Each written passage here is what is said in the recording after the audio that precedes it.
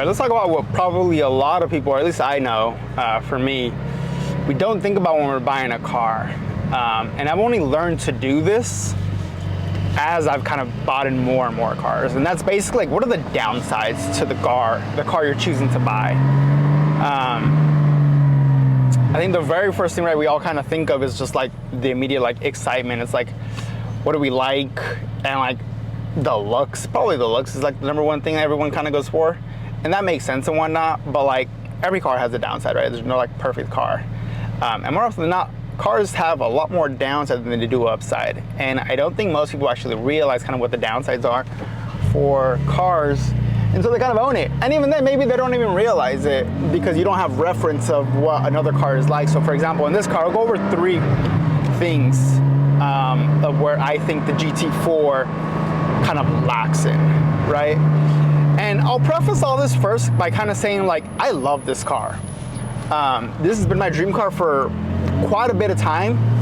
And I would say it's probably like 6 years or so. And so by the time I got it, I kind of had already researched enough to understand kind of what the bad was. You know, so I'll say that again. I'm not trying to shit on the car or go crazy, because the reason I'm making this video is because one of these things kind of went viral on social media and I just got bashed for it, but it is what it is. So the first one, and I don't know if this is necessarily, this definitely isn't one for me personally, but this is one I know that is pretty common, and this kind of just goes like if you're a Porsche fanatic or not, is that Porsches just don't really stand out. When I'm at a car meet, like the GT4 doesn't look like a $130,000 car. You know, and they range, 130 I think is like on the low end. For a 718 GT4, they range from like 130 to 150 depending on the options. And it doesn't yell that price tag. But that again is Porsche as a whole. Porsche as like an entire brand really isn't about the luxury, it's not about the looks, it's not about that, right? But if you're spending this much money on a car, and I think most people who are spending this much money on a car, you know, you kind of want to feel like you have that presence on the road. And maybe when you're just kind of like driving to the grocery store, you're driving from A to B, maybe you kind of feel it, right? Especially because at least this car, for example, it's loud. So I get some kind of presence like that. But the second I'm at some sort of car meet or something locally in Irvine, which is a lot of money here, and I'm stepping next to like the Audi R8s, right? So like the comparable cars in this range are the Audi R8, a Nissan GTR, the Mercedes GTR, a McLaren 570S. Those are all roughly like average 150 or less. And the GT4 doesn't, you're not pulling eyes, you know, when you're in a lineup of those cars. If anything, you look like you don't belong when you're in the group of those cars. And again, if you're a Porsche fanatic, you kind of know that and you're kind of into that because of the brand. And again, personally for me, I am kind of in that bubble where I'm all for kind of the subtle looks and more about the driver's experience. So I'm all for it. But I will say that is definitely something to kind of call out. I know, or at least follow quite a bit of very wealthy people who buy, you know, the multiple 6-figure cars. And you do look for some level of flashiness, and it's not an ego thing. It's just if you're spending a lot of money on something, you want to feel and have a constant reminder that you are kind of paying that amount of money for a reason, right? Fair or not fair, it's the truth. And I think that'll be like a consistent theme kind of across these things here, is that I'm not here really to kind of give my personal opinion on it, even though it kind of is, but it's more just kind of the truth of what I think kind of rolls out on the average for like most people. So looks, you're not getting looks. I will say it's funny because like when I come across like kids or something like that, and when I come across a kid who can recognize it as a GT4, I'm like, oh kid, you know your cars. Like, you know, that's a true car enthusiast if you know the GT4. Because if you know the Lamborghini, if you know the McLarens, the Ferraris and so on, it's like, those are like the magazine cars. Those are, you know, the video game cars. So like, that's like the basics 101, right, when you're into fancy cars. But if you can spot a GT4 and like call it out, I would say it's probably a huge win there. So again, flashiness, even on the inside of this car, really, right? There's not a lot of luxury kind of going on. You don't feel like this is a $130,000 car. Really, you have less luxury in here than like some of the Porsche SUVs. Now, to play devil's advocate on that, this is meant to be just a race car, right? And so if you look at it from that angle and you look at it from like you're wanting to kind of track this car or you care about the driver's experience, you definitely feel that in here, right? Steering wheel doesn't have anything. In a world where luxury cars or even sports cars really, right, have all the buttons in the world on the steering wheel and this doesn't, you feel the difference. I came from an AMG Mercedes where, you know, my steering wheel had like 4 buttons around it. Stepping into this car where it's just a plain, original, old school type of steering wheel, a circular design, and that's it, nothing on here. It's cool, it's really cool. It definitely does hit you different, right? Coming from like multiple Mercedes, well, Mercedes feels like it's putting luxury first before the driving experience or before the sporty side of it. You can feel the difference in here. But again, as a specific driver, I love it. And I really prefer this way at this point. So you're not, again, right, kind of recap part 1 there. You're not catching any eyeballs, but I'm good with it. I can see how some people probably aren't. The second one, and I'll get into the third one. The third one is the one that kind of went, again, viral on social media and I kind of got bashed on for. The second one here is the speed. This car is by far the slowest car for its price range. And this one also kind of got some traction online because I daily this car. I've had this car for a little over a year now and I put 17,000 miles in the first year. If you don't know kind of what the average mileage is on you know, higher end sports cars, people don't touch their cars like that. Like they drive it on the weekends and that's about it.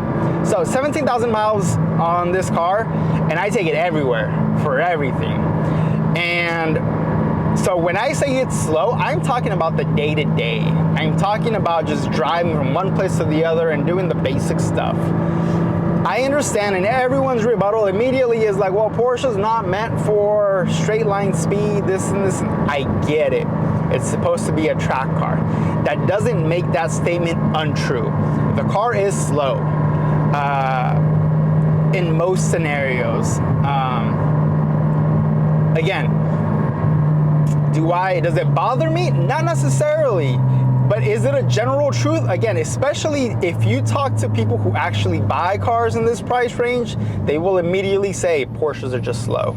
So I don't want to hear the Honda boys or the people buying whatever cars, you know, in the $20,000 range saying that 420 horsepower is not a lot of power. It is a lot of power. It's not a lot of power when you're paying this much money for a car versus the other cars, you know, kind of in the range. McLarens drive amazing. Like the handling in those cars, I would put it damn near close to what a Porsche feels like. And this isn't on a racetrack. I'm just talking about like on my experience. Of all the brands, the McLaren is definitely the closest one to like what a Porsche driver's experience feels like. It's because those things feel like a damn go-kart. Like, if you've ever been to like K1 Speed, that's literally what it feels like. And it's crazy because driving a 720S, having 700 horsepower at that kind of power delivery is fucking insane. But it's even more insane the fact that that car is so planted. Like once, you definitely lose traction when you take off, but once you start like twisting and turning, that car's got good traction. It's not like a Lamborghini where a Lamborghini, you feel the traction, but a Lamborghini is so heavy. And so you feel that is a bit more remote, it's wider, you can feel the difference there. And so the Porsche and the McLarens are like the best balance of like being nimble, but still feeling like you have the full traction on the ground. It's just the McLaren has more power. The McLaren typically has more power than the Porsches do at whatever kind of tier you want to kind of call them out at. So the car is slow. It is what it is. I don't even think a GT4 beats a 570S on a track. On your average track. I think very specific tracks where maybe, you know, there's a lot of like speed with like a turn at the end where the Porsche gives you a bit more confidence to take the turn a bit more aggressive, maybe. But realistically, even on a racetrack, there are straightaways and after a turn where that lack of speed, the short 130 horsepower that it is to a McLaren 570S, you don't get away with it. So it's slow even by track standards. Just a generalization, but for the most part, it is what it is. With all that said, I still love the fucking car. Like I've never been one to like want a car where I'm like, you know, you get a bunch of like the cars kind of pull up to you and want to race, and that's just not me. Like I never like engage in any of that shit.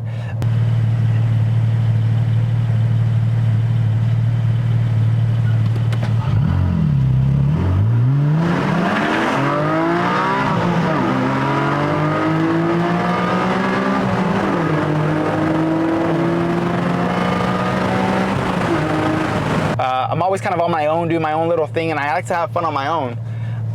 Around the corners or like back roads or stuff like that, it's fun. So you'll never catch me kind of doing that. So like, I don't really care about the straight line speed a ton, you know? Damn, I'm about to bust a U-turn because this light just went crazy. Yeah, so like straight line speed, it's cool, but like, I think a GT3 would be perfect in my eyes. 420 horsepower, definitely. I think once you've stepped into like these other cars and you like, that kind of becomes your norm, 400 horsepower definitely feels slow by that standard. Now granted, in this case, I think it hurts, or like it bothers me less because it's a manual. So like the manual kind of gives you a bit more of the speed, whereas like in a PDK, maybe an automatic, you're relying solely on the speed of the car to really give you the high. In this car, really, the manual gearbox gives me all the high, whereas like the speed is like whatever, you know, it's like coming up in a corner, I get to downshift and then turn and then upshift, so like it's just fun. So personally for me, that speed really isn't that big of a deal, with the asterisk of I think a GT3 would be better. A manual GT3 for me is definitely my next dream car, and I think that's probably where I'd want to be. But for right now, the speed, I have more than enough, especially because it doesn't let me really get in trouble. Like, I'll get up to top speed and whatnot, but like 720S in like 3 seconds, you're going to jail. And like, that's not an exaggeration. And considering I've had the car for, again, a little over a year, I've already got 3 speeding tickets on the fucking car. So I can only imagine like in other cars, but it is what it is. You get the joy out of it. The last one, and this is the one that like, I got shitted on back and forth multiple times, is the long gear ratios on this car. And the non-technical explanation of what a gear ratio is basically, right, how long you need to be in a single gear to need to shift. That varies from car to car. And so the thing with this car is by the time you're in second gear and you're redlining it at 8,000 RPM, you're already like at 85 miles an hour or so. So when you're kind of driving aggressive, by the time you hit 85, like you're already too fast for most of the places. And so you can't really shift that much on the day-to-day driving. And it sucks because my first brand new car was, not even brand new, my first nice car was a used beat up Scion TC, but manual. And I love that car because that car, I don't even know how much horsepower, it barely had any horsepower, but it was cool as fuck because I could shift through all the gears, and it had an exhaust, so like you got the sound and you're shifting like back and forth, and it's just so much fun in that car. And that's the biggest thing once you get into like, you know, faster cars, is that it's hard to just start enjoying them the same way because you're going too fast. And the GT4 platform, and my brother and I have talked about this a lot, we love this platform because it almost feels kind of like a Scion FRS GR86 BRZ platform, in the sense that you're not going ridiculously fast to the point that you can't have fun. However, in this thing, I can only really shift once, other than when I take off. So again, right, you kind of go off the light, and I'm gonna do it real quick here. You go off the light, and light turns green. You're in first gear, so you go by the time you hit second gear, I think you're like at 45-ish, give or take, maybe. We'll find out right now. And by the time you're at the top of second gear, you're already like at 85 miles an hour. And so you can't really shift third gear anymore. Like, it doesn't make a ton of sense. So like first, yeah, so 45. I gotta stop because, so like, I think I hit 74, then I think I still had 1,000 RPM to kind of go. So, you know, I know there's like a mod, and it's like a common mod for GT4s where they change the gear ratio, so it's a lot more fun, and apparently it's like, it does, you know, a big difference for the car. But like, I am not that serious about it, especially because I think the mod itself, I think, is somewhere around the $10,000 to $15,000 range to do. And then you take into consideration like the hit you're gonna take on the resale value because it's modded. People don't like buying modded cars. And you'll probably lose another, what, 15,000? Maybe, if not more, when you're trying to resell the car. And like all these people online, they don't really think about that because they're just looking at the car. Honestly, one of the big reasons why I bought the GT4 is because this car doesn't depreciate. This car holds its value so well. And coming from Mercedes, where the second you fucking breathe 3 miles on that car, you're losing $10,000 in depreciation. It fucking sucks. And you know, that's something. Just because I can afford it, I'm not in the business of just trying to throw money away for no reason. So like, I'm a lot more conscious of the cars I want to buy, and I really look at the depreciation values and kind of what that's gonna look like when I want to get out of the car.